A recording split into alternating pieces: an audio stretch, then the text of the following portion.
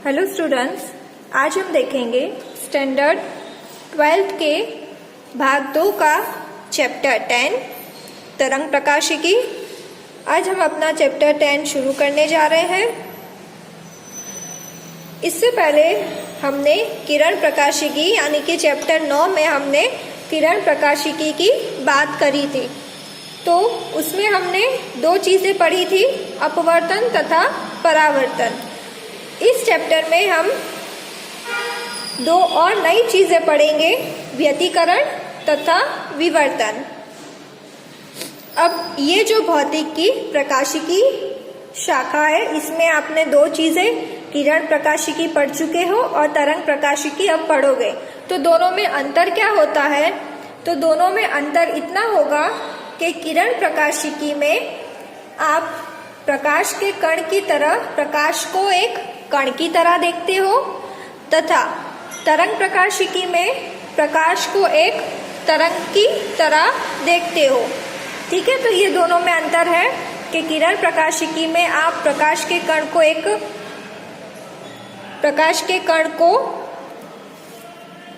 कण की तरह देखते हो या प्रकाश को एक कण की तरह देखते हो, जबकि तरंग प्रकाशिकी में प्रकाश की किरण को एक तरंग की तरह देखते हो। दूसरी और इम्पोर्टेंट बात है इसमें कि किरण प्रकाशिकी में आप व्यतिकरण तथा विवर्तन साबित नहीं कर सकते, जबकि तरंग प्रकाशिकी में हम चारों चीजें यानी कि अपवर्तन, परावर्तन, व्यतिकरण तथा विवर्तन, ये सारी चीजें हम तरंग प्रकाशिकी में पढ़ सकते हैं।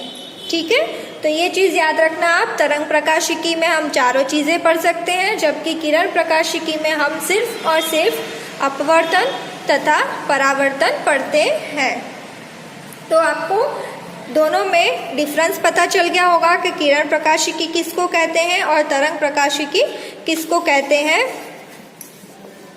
अब हम हमारे फर्स्ट टॉपिक जो कि है हाइगन्स का सिद्धांत, उसके ऊपर बात करेंगे। चलिए यहाँ पे हम देखते हैं, तरंग प्रकाशिकी से हम सब साबित कर सकते हैं, परंतु किरण प्रकाशिकी से हम व्यतिकरण और विवर्तन साबित नहीं कर सकते। यहाँ पे अब हम तरंगाग्र की परिभाषा देखेंगे।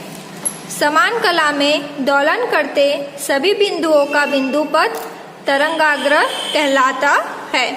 मतलब कि कोई भी बिंदु में अगर समान कला उत्पन्न हो रही है, समान कला से दोलन कर रहे हैं, तो उस बिंदु पथ को हम बोलेंगे तरंगाग्र।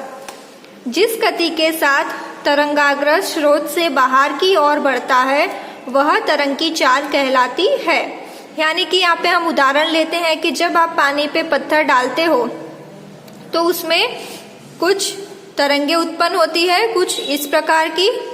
ठीक है, तो इन सभी की जो कला होगी वो समान होगी और जितनी चाल से ये आगे बढ़ेगी इसको बोलेंगे हम तरंग की चाल।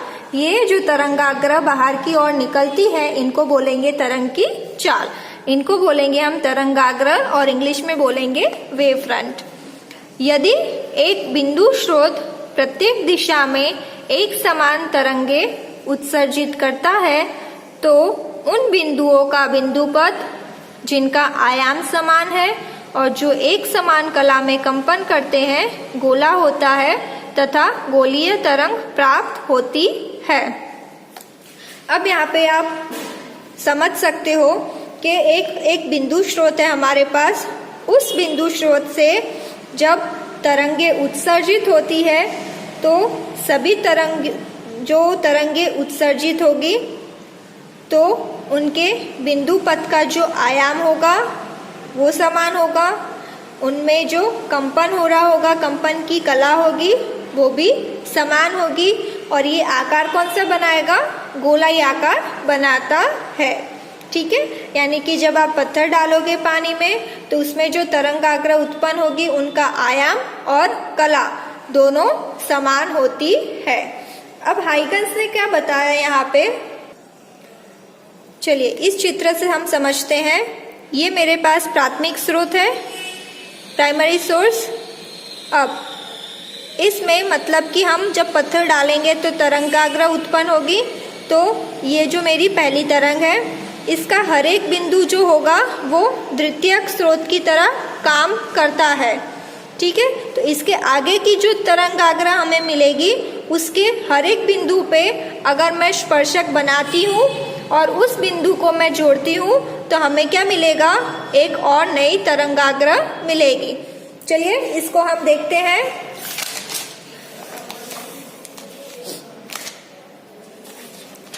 यहाँ पे देखिए, इसको हम किस प्रकार लिखेंगे।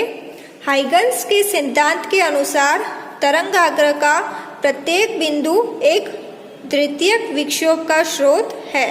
जैसे कि मैंने बताया यहाँ पे कि ये जो हर एक बिंदु होगा वो द्वितीयक स्रोत की तरह कार्य करेगा और इन बिंदुओं से होने वाली तरंगिकाएं तरंग की गति से सभी दिशाओं में फैलती है। यानी कि ये जो बिंदु है, ये बिंदु की तरंगिकाएं अलग होगी, इसकी अलग होगी, इसकी अलग होगी। तो इन सभी बिंदुओं की जो तरंगिकाएं होंगी वो सभी अलग अलग दिशाओं में फैलेगी। तरंग की गति से सभी दिशाओं में फैलती है। तरंगाग्र से निर्गमन होने वाली इन तरंगिकाओं को प्राय द्वितीयक तरंगिकाओं के नाम से जाना जाता है। और यदि हम इन सभी गोलों पर एक उभयनिष्ठ स्पर्शक पुष्ट खींचे तो हमें किसी बात के समय पर तरंगाग्र की नई स्थिति प्राप्त हो जाती है। जैसे कि मैंने बताया यहाँ पे कि ये जो बिंदु है वो द्वितीयक स्रोत की तरह काम करते हैं। तो इसमें जब ये तरंगिकाएं आगे जाएगी और हम आगे के बिंदुओं पे अगर स्पर्शक खींचते हैं तो हमें एक और नया तरंगाग्र मिलता है। तो इसी प्रकार हमें आगे आगे आगे तरंगाग्र मिलते जाएंगे। ये सिद्धांत दिया था हमें हाइगन्स ने। तो आपको हाइगन्स का ये सिद्धांत ध्यान रखना है।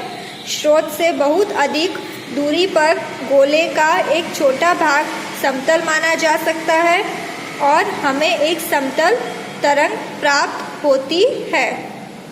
अगर हमारे पास स्रोत समतल होगा तो हमें समतल तरंग प्राप्त होगी।